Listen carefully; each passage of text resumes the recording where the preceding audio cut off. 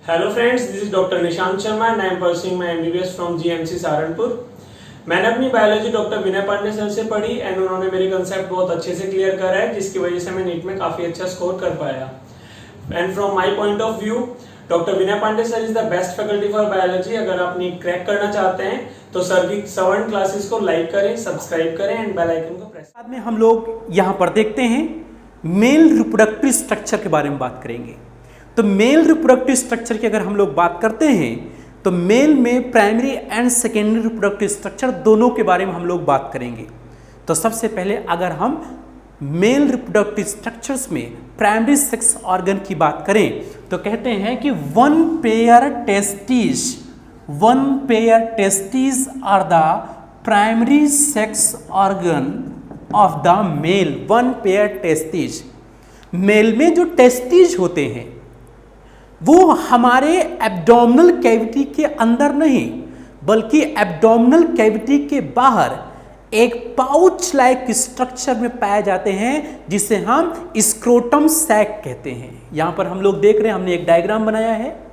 ये pouch like structure, ये this is penis which is considered as secondary sex organ, और यहां पे वन पेयर टेस्टिस अंदर लोकेटेड है।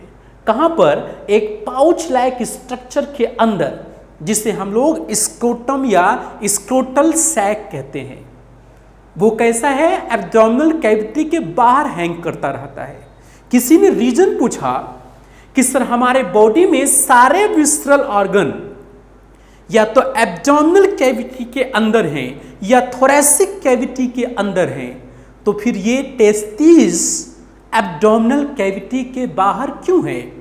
तो मैंने कहा कि टेस्टिस के अंदर स्पर्मेटोजेनेसिस की प्रोसेस होती है, और उस स्पर्मेटोजेनेसिस की प्रोसेस के लिए जो नॉर्मल टेम्परेचर होना चाहिए वो ह्यूमन बॉडी के टेम्परेचर से 2 to 2.5 डिग्री सेल्सियस लेसर होना चाहिए। इसलिए टेस्टिस एब्डोमिनल कैविटी के बाहर एक पाउच लाइक स्ट्रक्चर में, जिसे हम स्क्रोटम सैक या स्क्रोटल सैक कहते हैं, उसके अंदर पाया जाता है।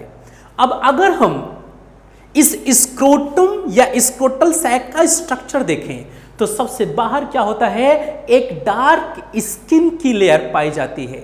डार्क स्किन से अंदर यहां पर ये रेड कलर का हो सकता है, आपको थोड़ा सा ये फीबल दिख रहा हो, डार्टोस मसल की लेयर पाई जाती है। और इस डार्टोस मसल के बाद में क्या पाया जाता है? External spermatic fascia. जो फैसिया टर्म मेडिकल में यूज किया जाता है वो क्या होता है? कनेक्टिव टिश्यू के कवरिंग के लिए हम लोग फैसिया टर्म यूज करते हैं।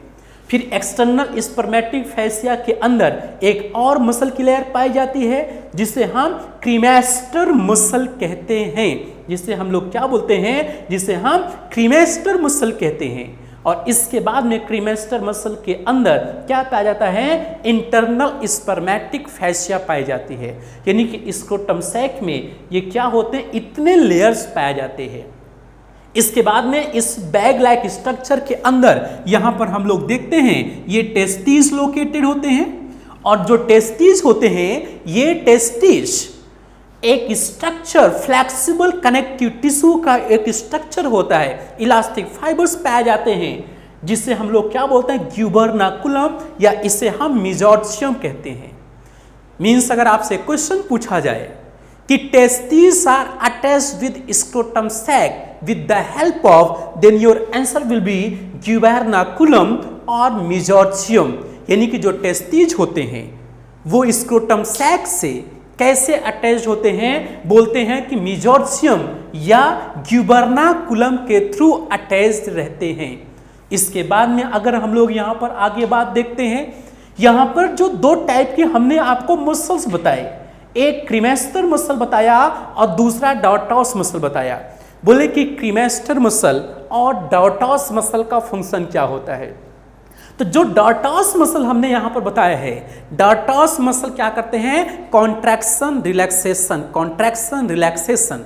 जब ये कॉन्ट्रैक्शन और रिलैक्सेशन करते हैं तो स्क्रोटम सैक का साइज बढ़ता है और कम होता है।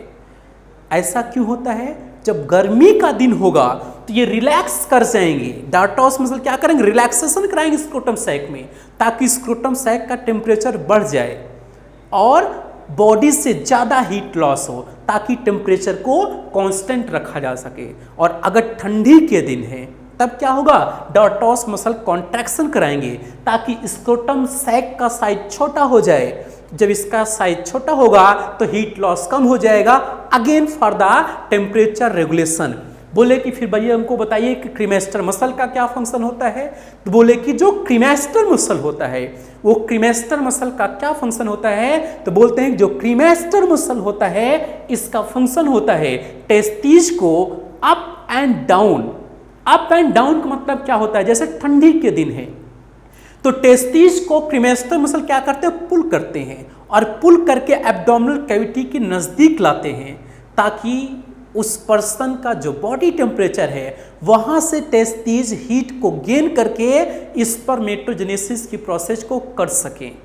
और अगर गर्मी का दिन है तो अगेन क्या करेंगे, ये टेस्टिस को दूर ले जाएंगे, ताकि बॉडी से वो हीट को गेन ना कर सके। कुल मिलाकर कहने का यहाँ पर हमारा ये मतलब रहा कि चाहे क्रीमेस्टर मसल है, चाहे डार्टोस मसल है, दोनों ही मसल का फंक्शन किस में आ रहा है, टेम्परेचर रेगुलेशन में। और इस तरीके से होता क्या है कि टेस्टिस का डेवलपमेंट जो मेल होता है, मेल की एब्डोमिनल कैविटी के अंदर होता है, बट बिफोर बर्थ, बर्थ से कुछ समय पहले ये धीरे धीरे डिसेंड करेंगे, और डिसेंड कर कर कहाँ पर, स्क्रोटम सैक के अंदर आ जाते हैं। कहने का मतलब कि बच्चा मान लीजिए कि 6 महीने का है, उसका अल्ट्रासाउंड कराया गया, तो अल्ट्रासाउंड में स्क्रोटम सैक दिखाई पड़ेगा, लेकिन उस स्क्रोटम सैक के अंदर टेस्टिस नहीं पाए जाते हैं। तो टेस्टिस कब वहां पर डिसेंड करते हैं, बोलते हैं before birth, after second trimester. धीरे धीरे क्या होते हैं, वो एब्डोमिनल कैविटी से डिसेंड करते हैं, और डिसेंड करके धीरे धीरे स्क्रोटम सैक तक पहुंचते हैं।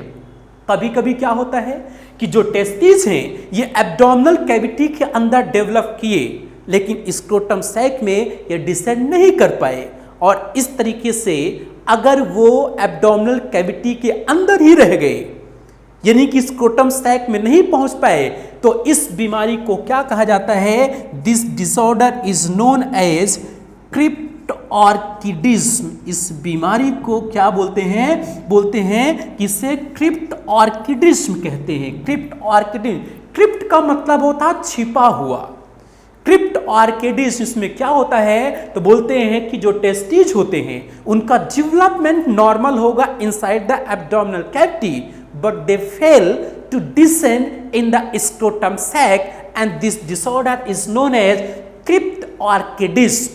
फिर ऐसे जो पर्सन होते हैं वो स्टेराइल होंगे, क्योंकि वहाँ पर स्पर्मेटोजेनेसिस की प्रोसेस नॉर्मल नहीं हो पाएगी, और इसको अगर अर्ली स्टेज में डिटेक्ट कर लिया जाता है तो सर्जिकली एब्डोमिनल कैविटी से स्क्रोटम सैक में डिसेंड कराया जाता है। इसके बाद में हम जब नेक्स्ट लेक्चर में आएंगे, जो हमारा नेक्स्ट वीडियो आएगा, उसमें हम आपको बताएंगे कि किस तरीके से जो हमारा ये टेस्टिस होते हैं ये एब्डोमिनल कैविटी से कैसे कनेक्टेड रहते हैं।